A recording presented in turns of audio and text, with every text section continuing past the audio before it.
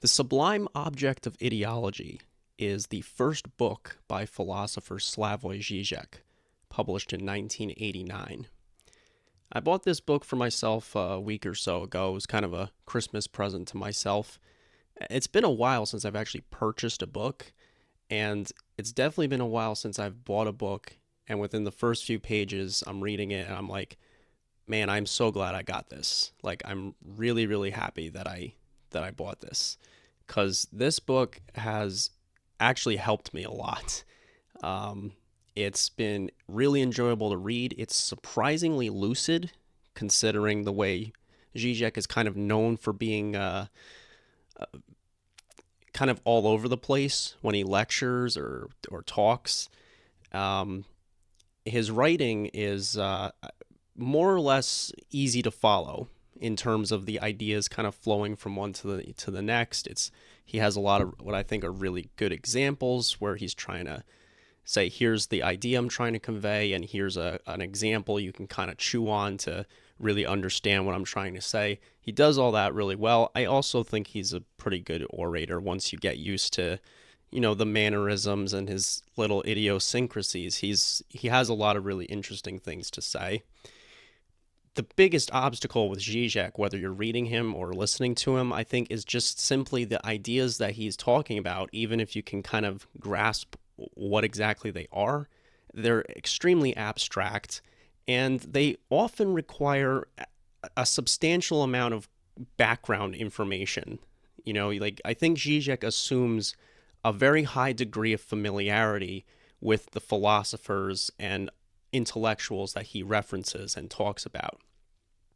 And so when I was trying to think like how to introduce this book, trying to boil it down to one or two sentences about, what Zizek's aim is here, because of the variety of material that he's pulling from and there's a lot of different pop culture things that he talks about as well. It can be hard to pin it down to one single aim or idea that he's working with. But on the other hand, I also think part of the reason it's difficult to do that is because this book, I think, might be one of those things where it means a little something different to different people. So for me, someone who's really interested in Jacques Lacan, that's what's going to speak to me. Someone who's really interested in Hegel might read this book and end up coming away with a deeper appreciation for, ways that Hegel's philosophy could still be applied and still be relevant today. Or if you're interested in Marx, maybe you come away with a new appreciation for some of Marx's concepts, or maybe a new understanding of what they mean. And that's always, that's why we read this stuff. That's why we don't just read Lacan. We don't just read Marx and so on. We also read other people who have read them because we want to see, well, what's your perspective on this philosopher? Zizek, of course, is kind of notorious for having a very idiosyncratic perspective on pretty much anything that he reads.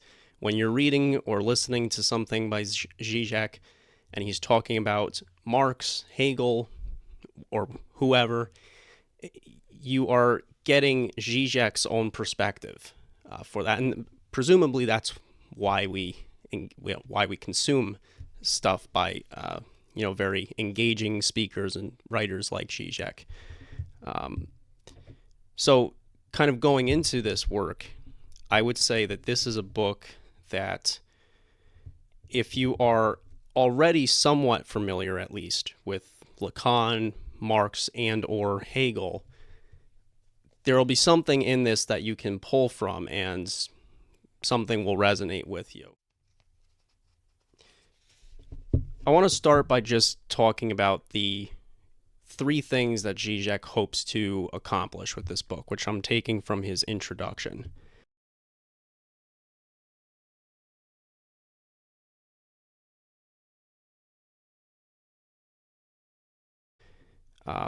The first one where he says to serve as an introduction to concepts of Lacan. First of all, who is Jacques Lacan? Right, Jacques Lacan was a French psychoanalyst. He's probably the most controversial psychoanalyst ever, at least since Freud. Definitely a very love him or hate him kind of figure. And Lacan is known for incorporating a variety of different disciplines into the field of psychoanalysis.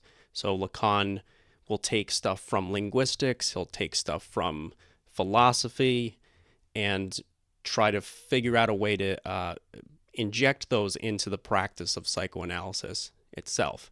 And then in turn, there's been a variety of disciplines, variety of fields in academia that pull from Lacan's psychoanalytic system.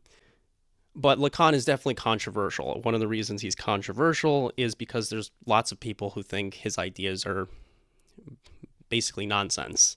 There's a lot of people that don't think Lacan really has anything worthwhile to say. I'm one of those people who doesn't agree with that, but I understand why it can seem that way. I'm not one of those people that feigns ignorance and says, how could you not understand how important Lacan is? I get it, but I just don't happen to agree. So in that sense, I like to read Lacan cautiously. Unfortunately, in this book, I do not think this is an introduction to Lacan's concepts at all. I think that Zizek definitely assumes a pretty high degree of familiarity with Lacan. He does not really introduce his concepts in any sense of the word introduced. I mean, the way I would look at it is Zizek clearly already sees a way to apply Lacanian psychoanalysis to the study of ideology and to the study of culture and media. And he also sees places in Marxism and Hegelianism where Lacanianism could be applied. And that's kind of his starting point. He starts off with this assumption that there's these places where we can apply Lacan's thought to. And he's basically like, all right, are you ready? Let's go. Let's start applying Lacan to Hegel. Let's start reading Marx through Lacan. And if you're not already kind of familiar with Lacan and whoever it is that Zizek is looking at, it's definitely going to be very confusing. So yeah, I'm not sure if Zizek was joking when he said he wanted this to be an introduction to Lacan, but I don't think that it really functions that way, which is okay, because there's lots of people that are Lacanians who are really good at explaining what Lacan's concepts means. Ironically, Lacan himself is terrible at explaining what his concepts mean, and that's why we require so much writings being done by students of Lacan, people who practice his methods of psychoanalysis to kind of break them down for us, because Lacan himself he's not great at explaining what he means.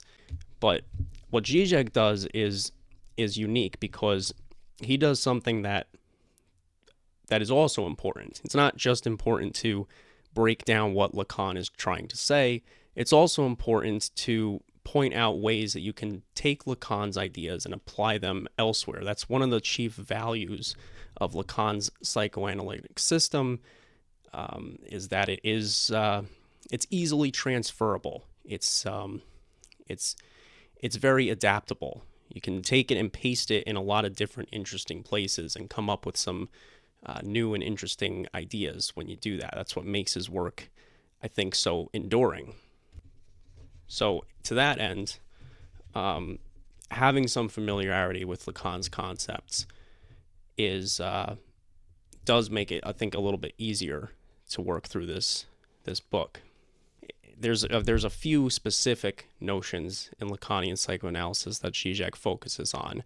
A lot of them have to do with transference, the fantasy, and of course, I guess arguably the most prevalent concept that I see in this book from Lacanianism is the notion of the symptom, which is Lacan's idiosyncratic reading of the notion of a symptom, which we'll get into. That kind of comes up a little bit in chapter 1.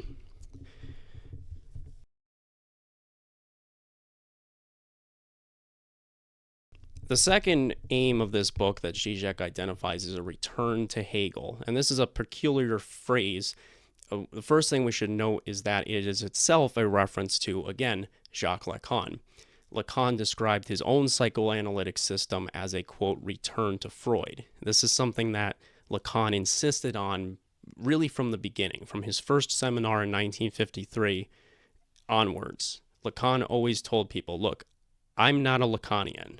I'm just Lacan. I'm a Freudian. If you want to be a Lacanian, that's your problem. Of course, obviously, Lacan's readings of Freud and his interpretations of Freud's thought are very idiosyncratic, and they're often very weird. Not to mention the fact that he's pulling from all these other disciplines and trying to argue, like, if you just look at what Freud said, you can see places where we can throw in Hegel, we can throw in Ferdinand de Saussure and linguistics, we can throw all these other things in, and it's fine. The reason Freud didn't talk about these things is because he wasn't aware of them, but you can find it everywhere in there. So Lacan is definitely a very liberal reader of Freud. So when he says he wants a return to Freud, I think what he really wants is a return to Lacan's Freud. But Lacan was very insistent that by the mid-20th century, psychoanalysis had deviated from Freud's original teachings, so to speak. So that's the surface level meaning of Lacan's return to Freud. I think there's a bit of a deeper meaning to it that Lacan was not always as forthcoming about, but maybe that's neither here nor there. In any case, what does Zizek mean by his return to Hegel? Obviously, I think he chooses that phraseology very deliberately, so we can expect it's going to be something similar to Lacan's return to Freud. And I guess the point of similarity is that Zizek thinks that people's interpretation of Hegel, specifically Hegel as an idealist monist, is misleading. It's the word Zizek uses in the introduction. I don't think Zizek is taking issue with interpreting Hegel as an idealist. I don't think there's any way to interpret him any other way, which does not include, Marx's inversion of Hegel, for example, where he's trying to turn Hegel's system into a materialism. That doesn't negate the fact that Hegel himself was an idealist. Rather, I think what Zizek is having a problem with is this idea that Hegel's idealism is itself monistic. What do we mean by that? Well, I guess that's a way of phrasing something that, if you followed any of my talks on Theses on Feuerbach, this is one thing that I discussed early in the series when we talked about Hegel, where the way I describe him, which is a pretty common interpretation of Hegel, certainly not the only one, but a pretty common idea is that Hegel's view of history is basically leading to some kind of point of consolidation, where all the ideas and views of history, after going through a long period of clashes and conflicts with one another, that everything's going to consolidate into this one singular point. And that, in fact, history begins with one singular point. And clearly something goes wrong and everything goes haywire for a while, but ultimately we're working back down to that consolidating point. That repetition of the words, singular, one, consolidating, all these are terms that you could associate with something monistic. Monist being, one, made of only one thing. So Zizek clearly does not think that that is an accurate way of interpreting Hegel. But the way that he does interpret Hegel, it's not exactly clear right away what he means, but he says that instead of looking at Hegel as a monist, he wants to say that absolute knowledge itself is nothing but a name for the acknowledgement of a certain radical loss. Now, if we slow down and we think about that, absolute knowledge is nothing but an acknowledgement of a radical loss. Well, radical loss, that's over here. Consolidating, singularity, that's over here. Two very different things. Radical loss does not connote consolidating and coming together. It connotes the opposite. What kind of loss exactly Zizek has in mind? If you're familiar with Lacanianism, you can probably guess what it's going to be. But if you're not so familiar with Lacan, kind of would just have to read to find out. But that'll be something that we'll see come up in the pages that follow.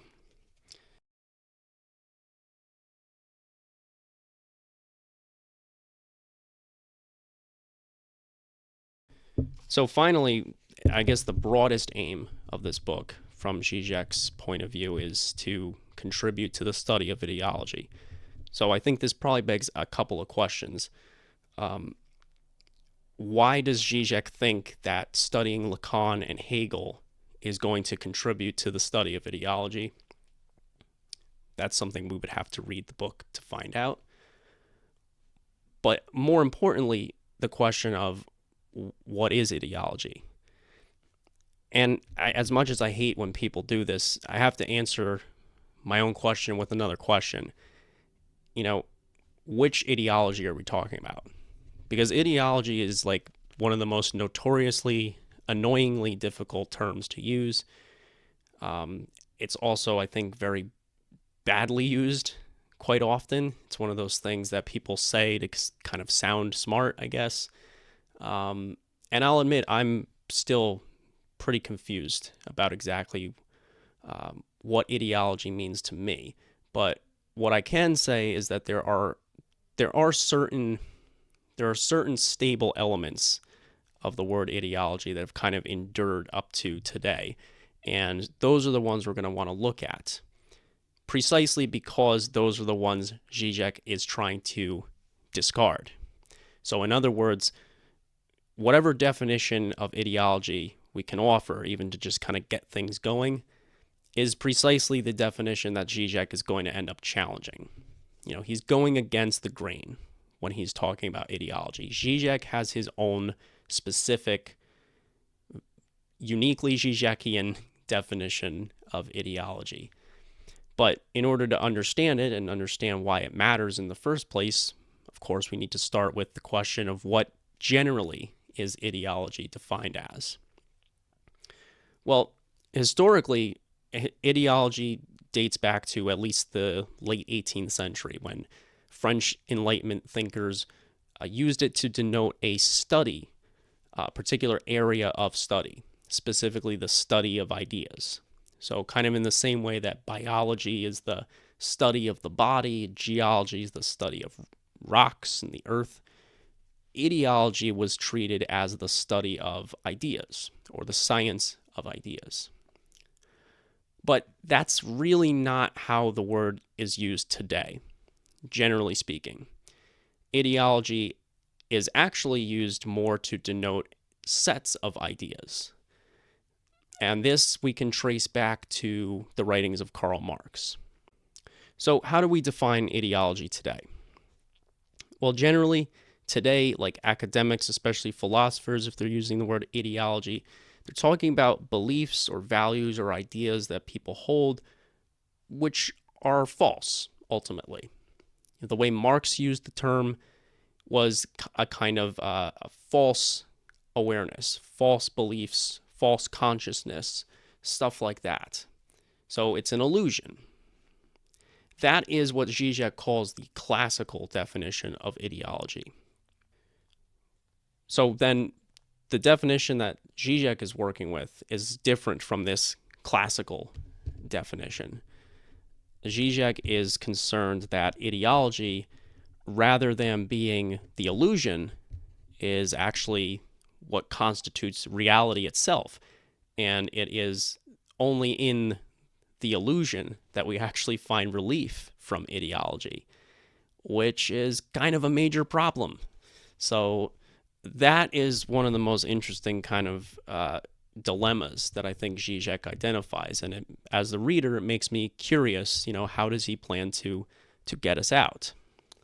Now, I think that Zizek is unfairly described as a pessimist, Lacan as well. Zizek seems to be aware of this reputation that's applied to Lacan, because there is a point in, I can't remember if it's the first or second chapter, but there's a point where Zizek brings up Lacan, and he's basically like, look, you think there's no way out of this, but there is. You're probably not going to like it, but there is a way out of this. So when we get to that, that'll be cool.